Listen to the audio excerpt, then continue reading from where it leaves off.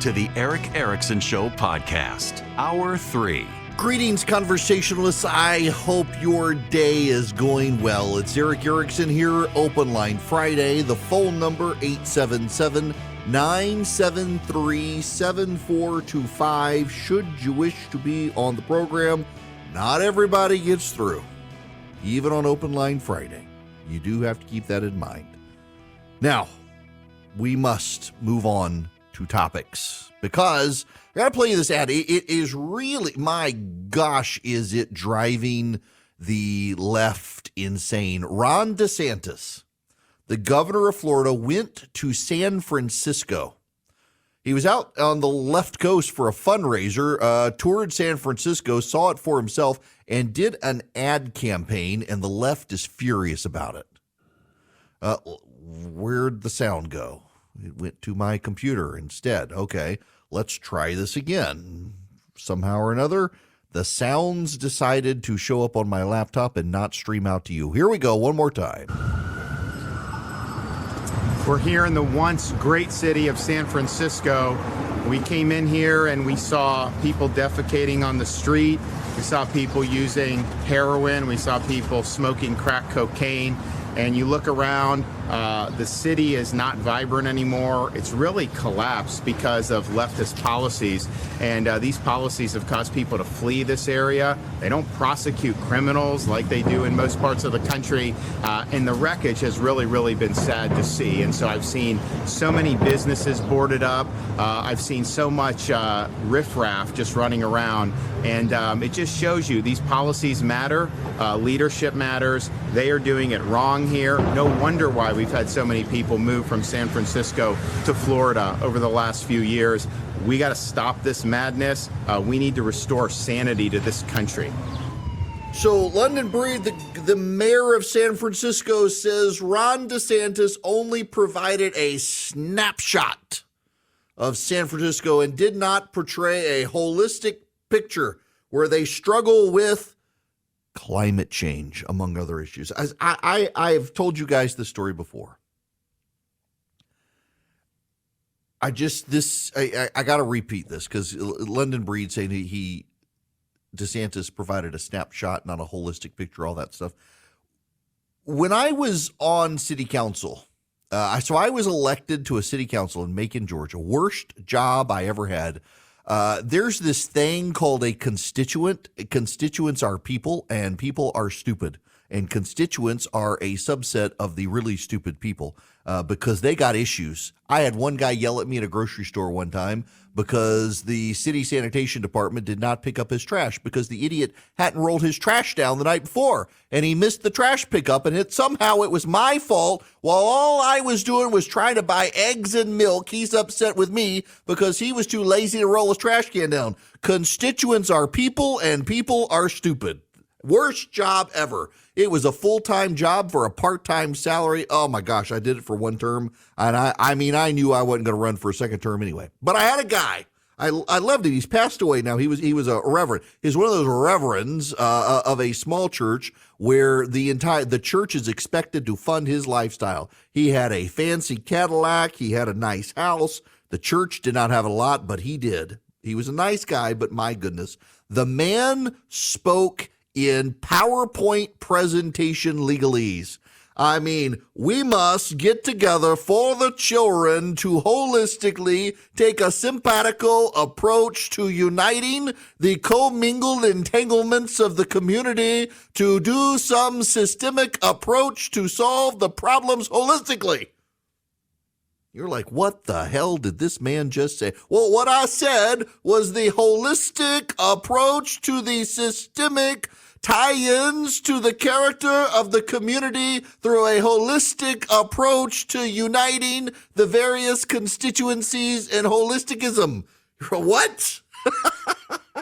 And what I learned, it's like the approach with some of those, the racism people, the race hustlers out there, where they string a bunch of big words together so that you can't understand what they're actually saying, so they can sound smart. Oh, he used big words. He must be a genius, Ibram Kendi. No, he's actually an idiot, but he uses big words to try to disguise that fact. The rule of thumb is when you hear academics and others use a bunch of convoluted jargon that you can't understand, it means they're compensating. And this was the issue with this man on city council, and it was always for the children. We must holistically approach this approach to the pattern of holisticity for the children. What about the children? This is Mr. Jones.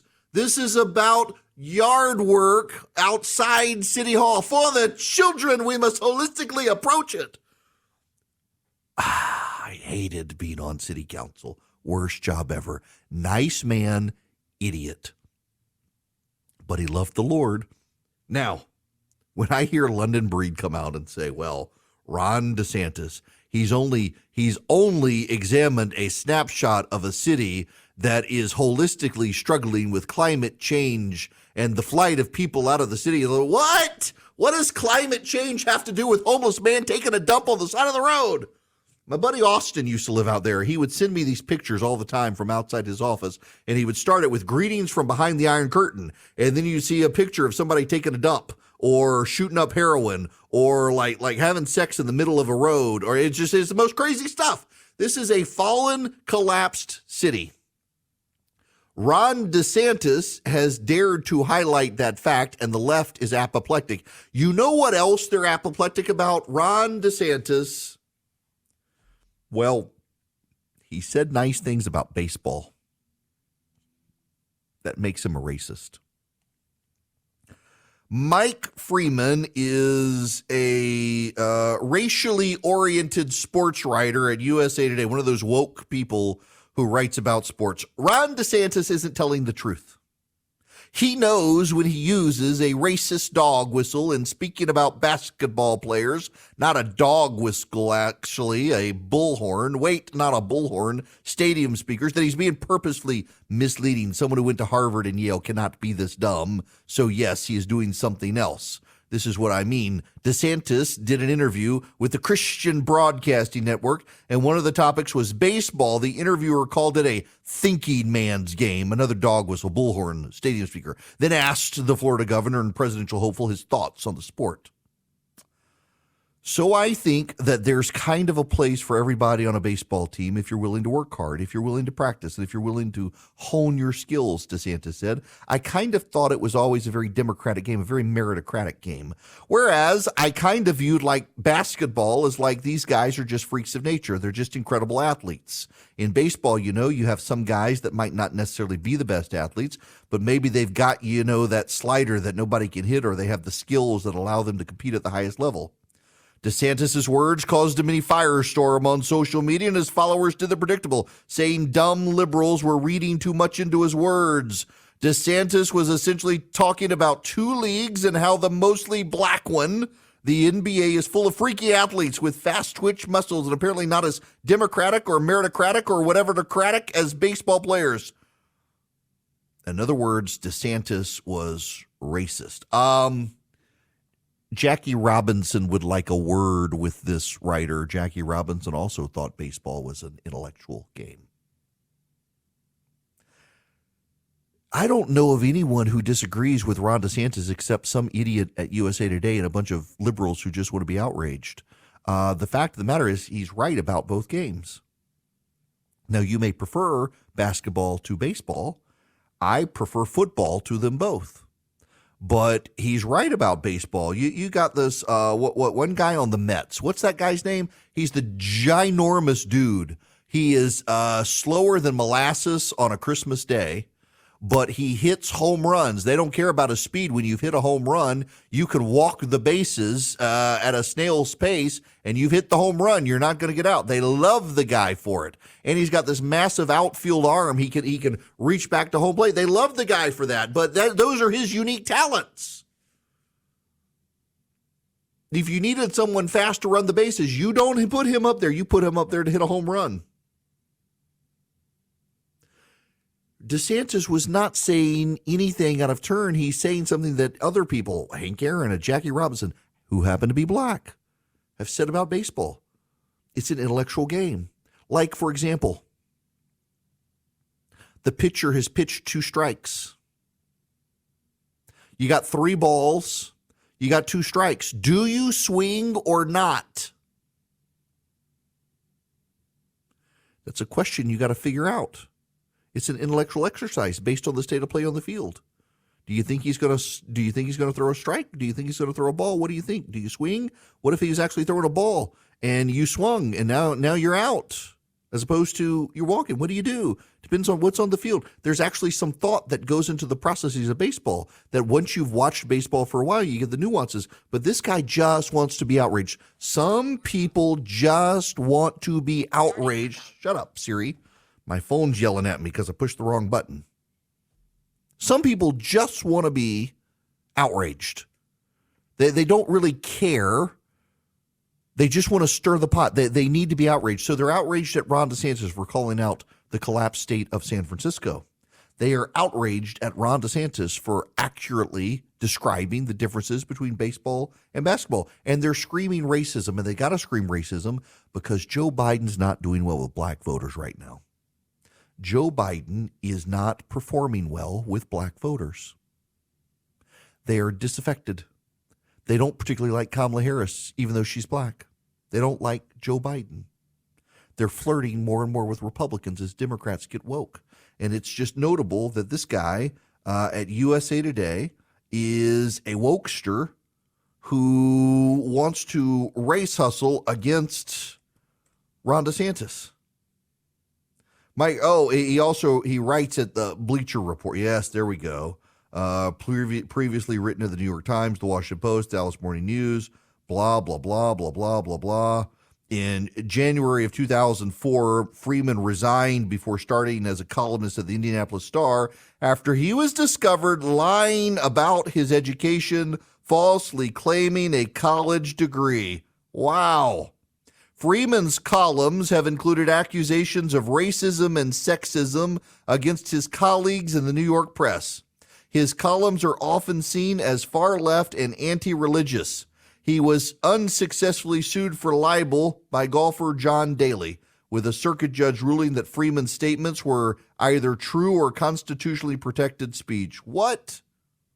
Oh.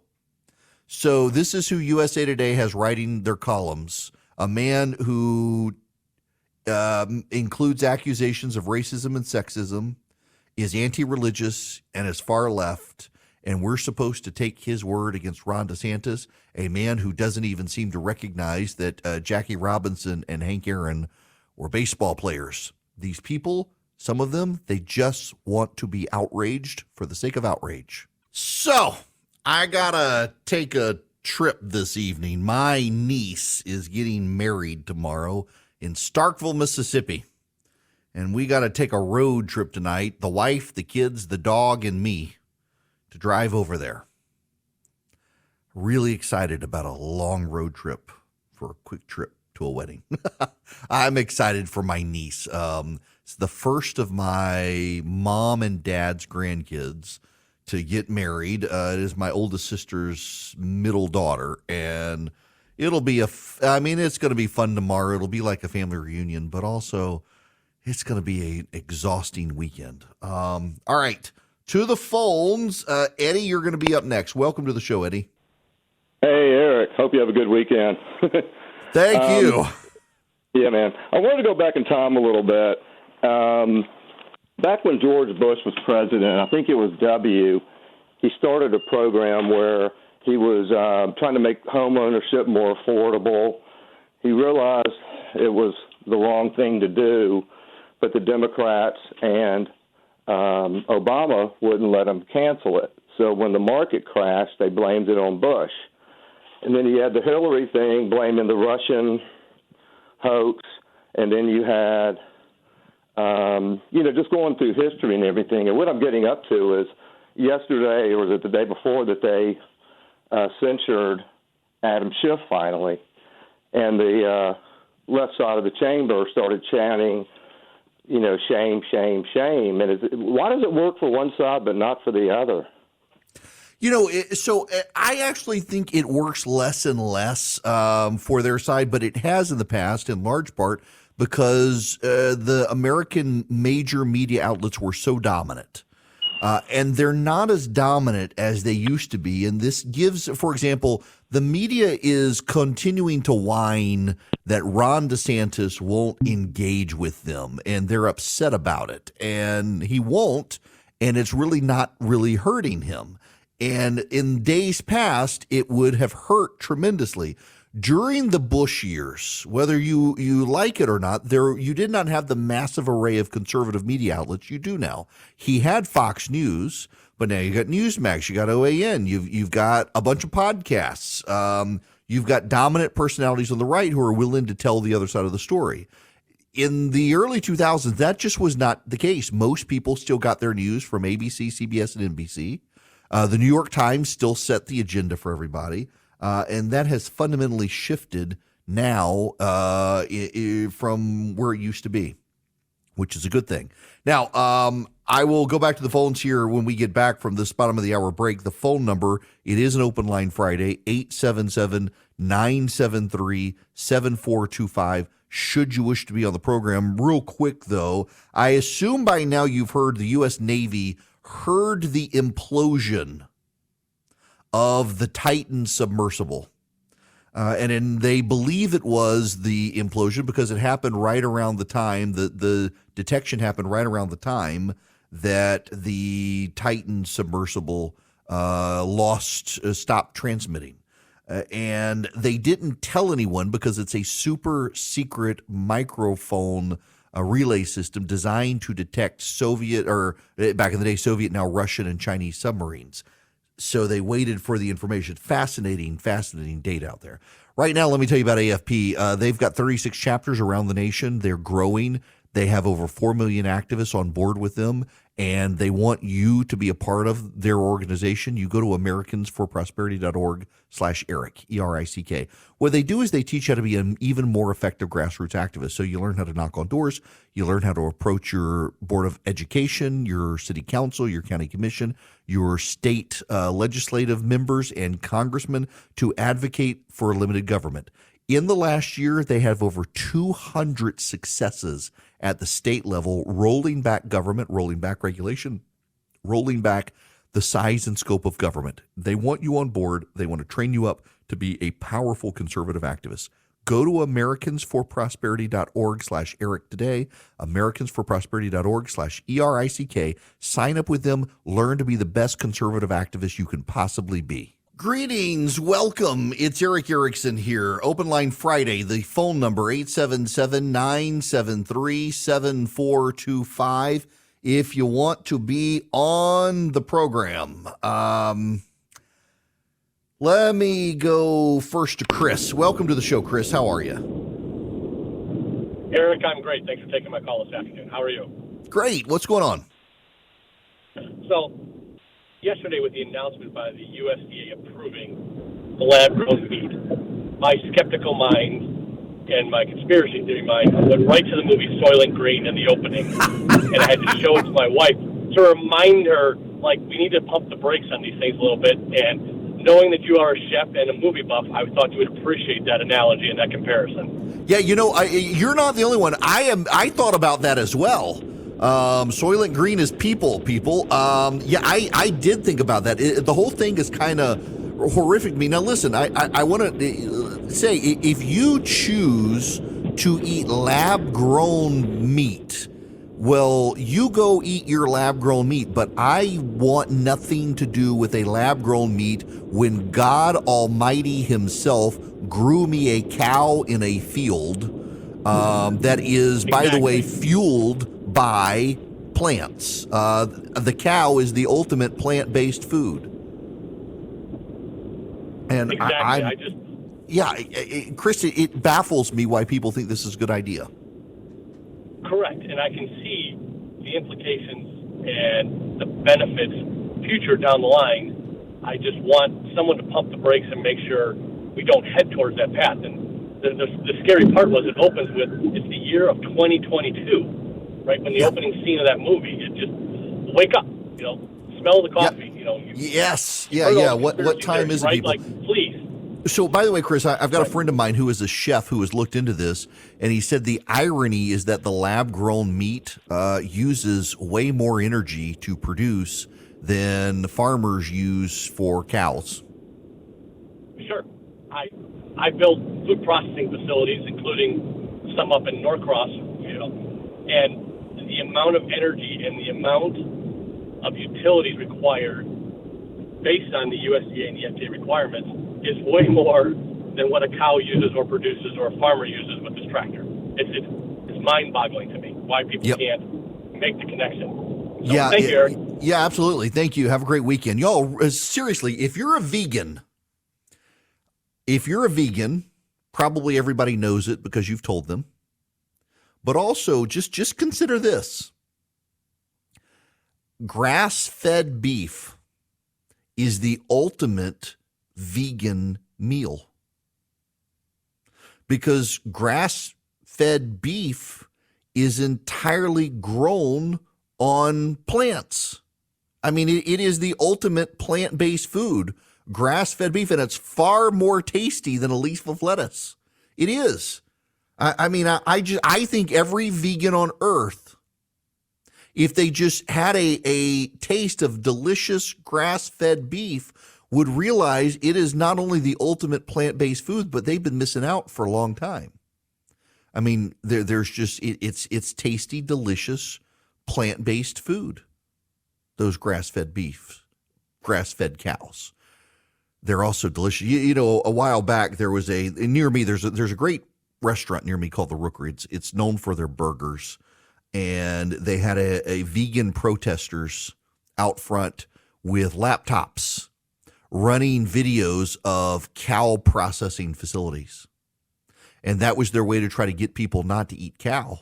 And I'm just thinking this is a great exercise in the 20th and 21st century to feed the world. The mass slaughter and production of cows into food for humanity is something 100 years ago. It was way more labor intensive. It cost so much more. It was deeply inefficient.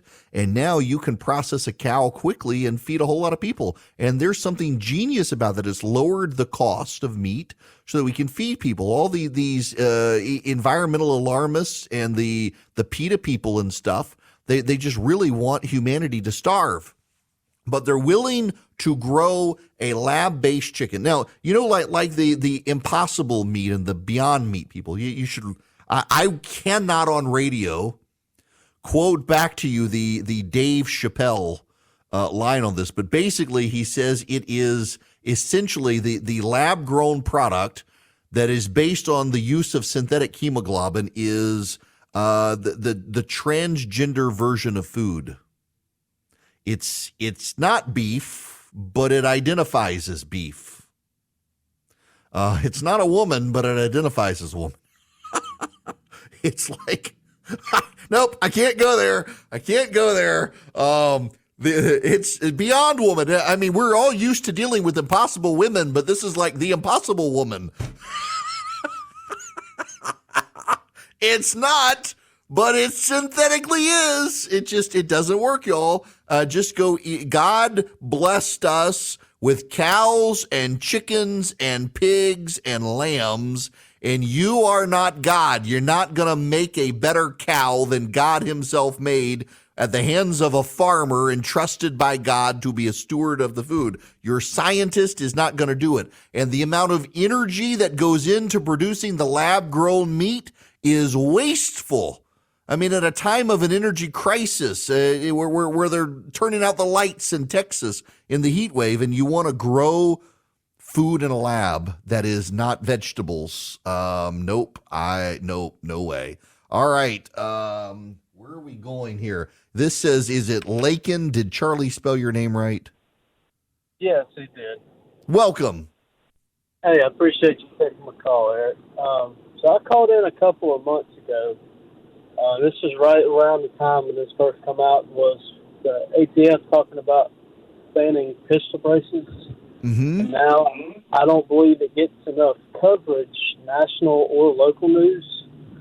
And it's getting pretty serious, what it seems. I didn't know if you had any input or, advice or, just let people be aware of what the issue is, with they Congress, estimates up to 10 to 40 million Americans, law-abiding Americans, own these pistol braces. Mm-hmm. And if they come to this ruling, it could be overnight that all these people could possibly be felons if they don't, abide by the rules and regulations that they apply. Yeah, and so let's walk this one back. Like, and as I understand it, it was the Trump administration after the Las Vegas shooting decided they would get rid of the pistol brace. Donald Trump allowed it to go through, but they rushed it, and federal court said you couldn't do it the way you wanted to do it. So now the Biden administration has taken the go slow regulatory approach. Those were the bump stocks. In 2012, bump stock, yep. Yeah, this is a pistol brace. Yep, that's right. Yep. In 2012 was when the pistol brace was introduced, and it was made for handicapped veterans specifically, but it was legal to all Americans. Yes. So that's why I just don't know if for 11 years it's been legal, but now it's not. Yeah, and for those of you who don't know what the pistol brace is, and I got that confused. You're right. That was the bump stock that Trump banned. This one it's for people in particular who have a disability so that they can steady themselves in firing a gun. And the Biden administration, despite it being used by the disabled community to fire guns, they don't like it. They think it's bad and spooky, and they want to get rid of it. Lakin, let me let you go there and play this. This is Senator Kennedy from Louisiana on the floor of the Senate talking about this. Trigger warning. This is a pistol brace. I know it's scary. This is a pistol brace. It fits on your forearm. Like this.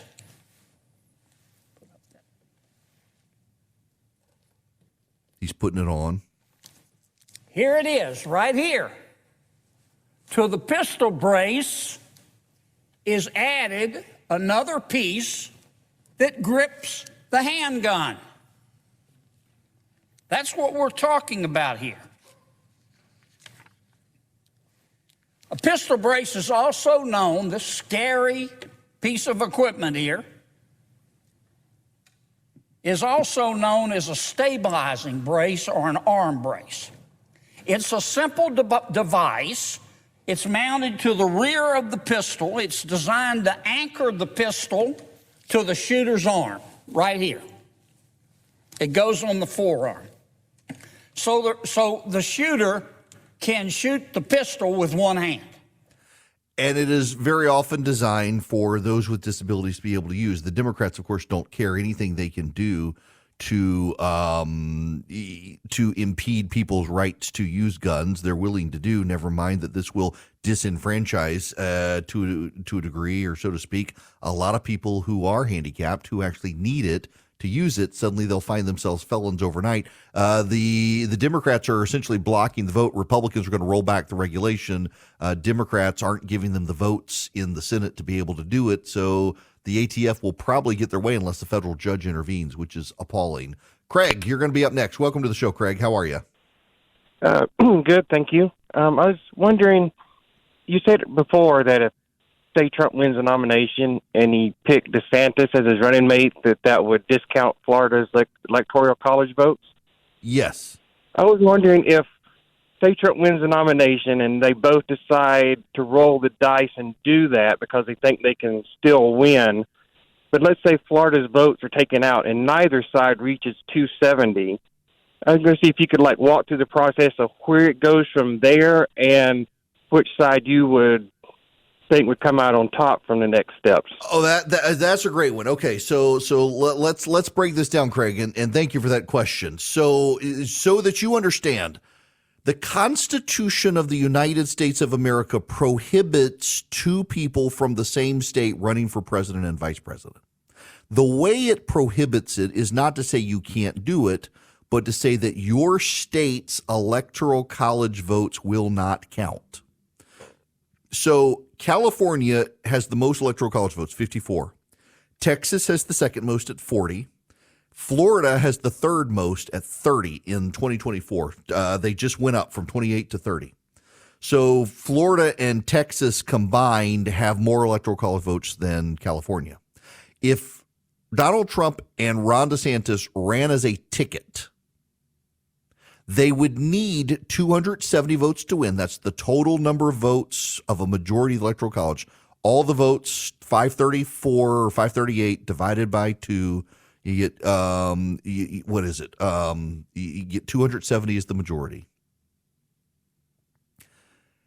They would be short out of the gate 30 votes because they would still need 270 votes to win, but they would be denied the 30 because they're both residents of Florida. That's the problem. What happens now, to the rest of the question, is what happens if nobody gets 270?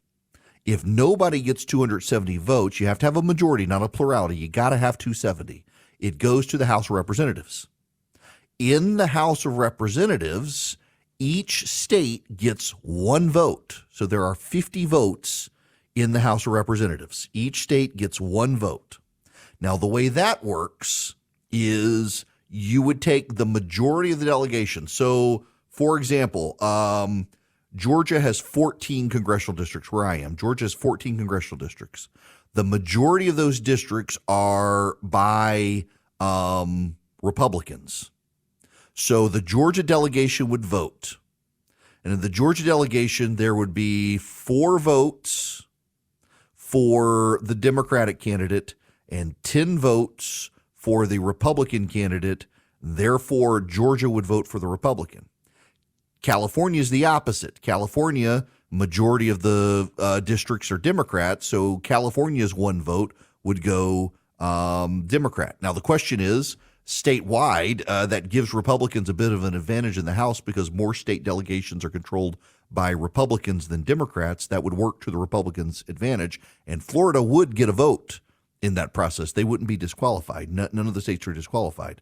But the odds are when you take those 30 votes out of the Electoral College, that hurts the GOP greatly if Trump and DeSantis were to run as a ticket.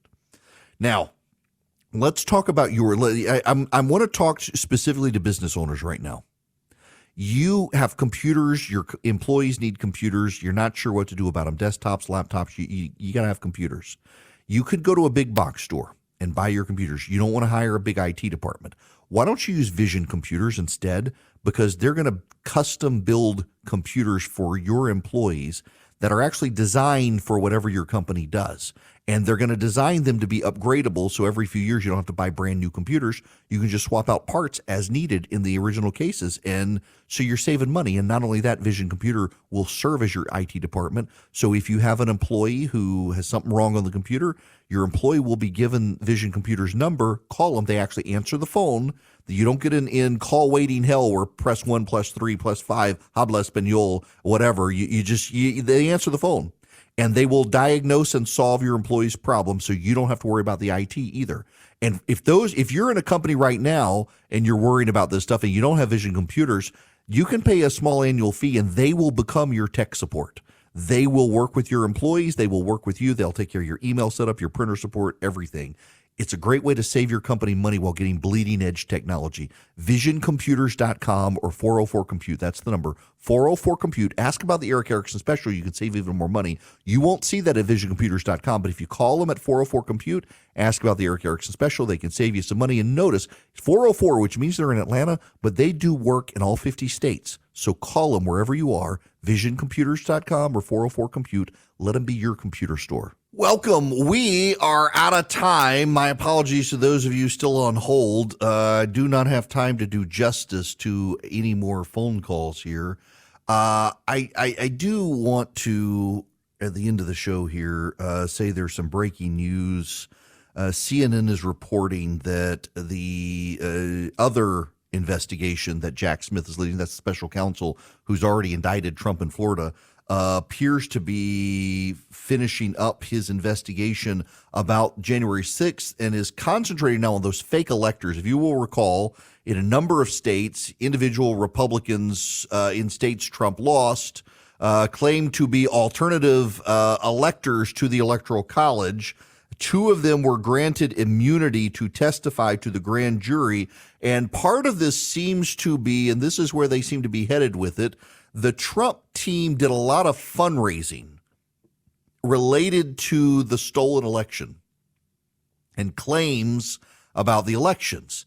Now, if they if they make the claim that they should have known what they were fundraising off of wasn't true, you can get them on fraud charges, like the Steve Bannon case where he was fundraising to build the wall in Mexico and the money that was actually not going to that. They tried to indict him for that. Trump pardoned him. This is kind of the same situation. It also appears that they may be looking past Donald Trump to the legal team of Rudy Giuliani and Sidney Powell and others, going after them and not actually going after Donald Trump. Either way, it's a pretty significant development that they have done this in Washington. Keep in mind, Trump is now federally indicted in Florida, could be indicted in Fulton County, Georgia, for what happened in Georgia, and also now in Washington. And this CNN report that the special counsel is taking a more expansive view of the January 6th litigation, including fraudulently fundraising off of the claims of stolen election, trying to disrupt the Electoral College, and then was there a concerted effort to try to interfere with the operations of Congress on January 6th? Pretty expansive investigation beyond what was originally reported. So Trump's not out of the woods yet. This is breaking news happening right now. Just hit the wires that this investigation has taken another twist. I'll bring you up to speed on it on Monday. You guys have a great weekend.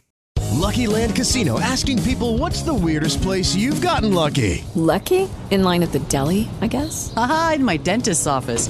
More than once, actually. Do I have to say? Yes, you do. In the car before my kids' PTA meeting. Really? Yes. Excuse me, what's the weirdest place you've gotten lucky? I never win and tell. Well, there you have it. You can get lucky anywhere, playing at LuckyLandSlots.com. Play for free right now. Are you feeling lucky? No purchase necessary. Void where prohibited by law. 18+. Terms and conditions apply. See website for details.